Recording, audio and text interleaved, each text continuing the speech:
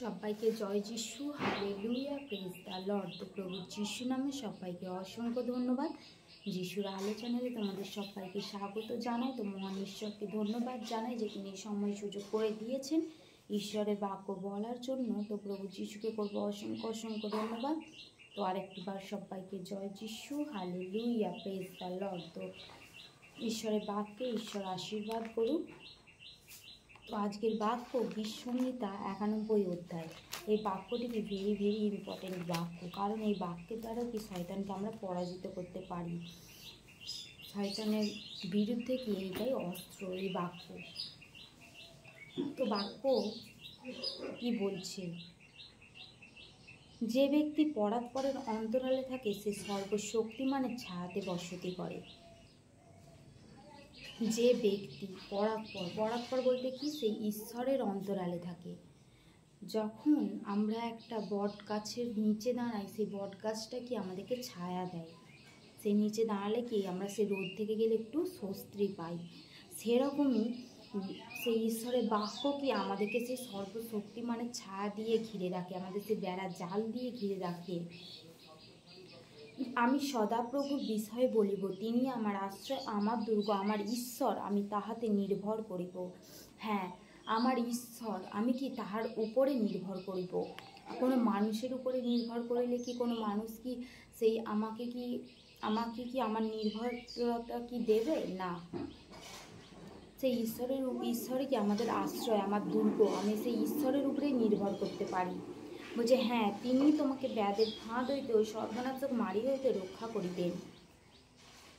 বলছে তিনি কি তোমাকে সেই ব্যাধের ফাঁদ, মানে সেই রোগের ফাঁদ থেকে, ওই সর্বনাশক মারি, সেই কি তোমার সেই সমস্ত রোগ থেকে তিনি তোমাকে কি রক্ষা করবেন। তিনি আপন পালকে তোমাকে আবৃত করিবেন। বলছে তিনি আপন পালকে, বলছে সে কি আপন পালকে তোমাকে আবৃত করবেন। তার পালকে, তার পক্ষের নিচে তুমি আশ্রয় পাইবে, তাহার সত্য ঢাল ও তনুত্রাণ স্বরূপ। বলে সেই তার পক্ষের নিচে, তার কি সেই মুরগি যেমন কি তার পালক দিয়ে ঘিরে রাখে, সেরকমই কি ঈশ্বর আমাদেরকে সেই পালক দিয়ে ঘিরে রাখবে। আর তার কি পালকের নিচে কি আমরা সেই আশ্রয় পাইব। তুমি ভীত হইবে না, বাত্রি তাস হইতে, দিবসে উড্ডীয়মান ঝড় হইতে, তিমির বিয়ারি মারি হইতে, মধ্যাহ্নের সাংঘাতিক ব্যাধি হইতে পড়িবে। বলে তুমি কি পড়িবে ব্যাধের ফাঁদ হইতে, সর্বনাশক মারি হইতে, তুমি কি ভয় পাবে না। তুমি কি কোনো কিছু জিনিসে কি ভয় পাবে না।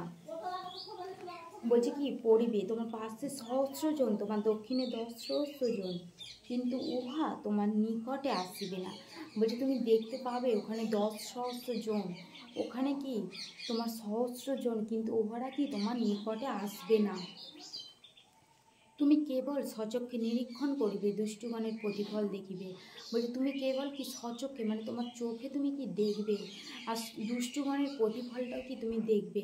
তখন তুমি ভাববে যে হে সদাপ্রভু, তুমিই আমার আশ্রয়, তুমি পরাৎপরকে আপনার বাসস্থান করিয়াছ। তুমি তখন বলবে যে সদাপ্রভু, তোমার উপরে কি আমার বাসস্থান, আমার বাড়ি আমি স্থাপন করেছি। তোমার কোনো বিপদ ঘটিবে না, কোনো উৎপাত তোমার তাম্বুর নিকটে আসিবে না, কারণ তুমি আপন দূতগণকে তোমার বিষয়ে আজ্ঞা দিবেন, যেন তাহারা তোমার সমস্ত পথে তোমাকে রক্ষা করেন। হালেলুয়া।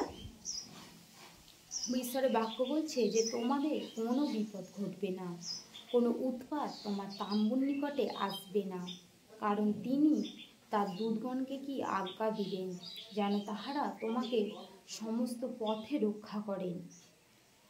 তাহারা তোমাকে হস্তে করিয়া তুলিয়া লইবেন, পাছে তোমার চরণে প্রস্তরের আঘাত লাগে। তুমি সিংহ সর্পের উপর পা দিবে, তুমি যুবসিংহ নাগকে পদতলে ধরিবে। বলে কি তুমি সে সিংহ ও সর্পের উপর পা দিবে, তুমি যুবসিংহ নাগকে পদতলে ধরিবে, কিন্তু কোনো শয়তান কি তোমাকে স্পর্শ করতে পারবে না। যে আমাতে আসক্ত, তার জন্য আমি তাকে বাঁচাইব, আমি তাকে উচ্চে স্থাপন করিব, কারণ সে আমার নামে জ্ঞাত হইয়াছে। সে আমাকে ডাকিবে, আমি তাকে উত্তর দিব। আমি সংকটে তার সঙ্গে থাকিব, আমি তাকে উদ্ধার করিব, গৌরবান্বিত করিব। আমি দীর্ঘ আয়ু দিয়া তাকে তৃপ্ত করিব, আমার পরিত্রাণ তাকে দেখাইব। হালেলুয়া, আমিন। তো ঈশ্বরের বাক্য, আমরা যদি ঈশ্বরের কাছে সর্বদা প্রার্থনা বিনতি আমাদের প্রার্থনাকে তুলে ধরি, তো ঈশ্বরে কি আমাদের সর্বদা রক্ষা করবেন। এই বাক্য কি কতটা আমাদের মজবুত করে, এই বাক্য কি আমাদের কাছে শয়তানের কাছে অস্ত্র, এই বাক্য কি ঈশ্বর আমাদের জন্যে ঈশ্বর কতই না কষ্ট সহ্য করেছেন, তিনি ক্রুশে উঠেছেন, ক্ষত বিক্ষত হয়েছেন শুধুমাত্র আমাদেরকে কি সেই পাপের পরিত্রাণ দেওয়ার জন্যে। তো আমরা যেন সেই ঈশ্বরের পথে স্থির হয়ে থাকতে পারি শেষ পর্যন্ত। তো আমরা যেন ঈশ্বরকে বিশ্বাস করতে পারি, যেন ঈশ্বরেতে ঈশ্বরের বাক্য বলছে যে আমাদের আসক্ত, যদি আমরা ঈশ্বরেতে আসক্ত থাকি তাহলে সেই ঈশ্বরই আমাদেরকে কি বাঁচাবেন, সকল কিছু বিপদ আপদ থেকে ঈশ্বরই আমাদের বাঁচাবেন। তো ঈশ্বর আমাদেরকে সর্বদা রক্ষা করবেন। তো ঈশ্বরের কাছে যেন সর্বদা আমরা প্রার্থনা বিনতিকে তুলে ধরি। তো এই বাক্যের মধ্য দিয়ে আশা করি আমরা বুঝতে পেরেছি যে আমাদের কি ঈশ্বরের কাছে প্রার্থনা করা উচিত, আর এই বাক্য কতটা মজবুত, গীতসংহিতার 91 বাক্য।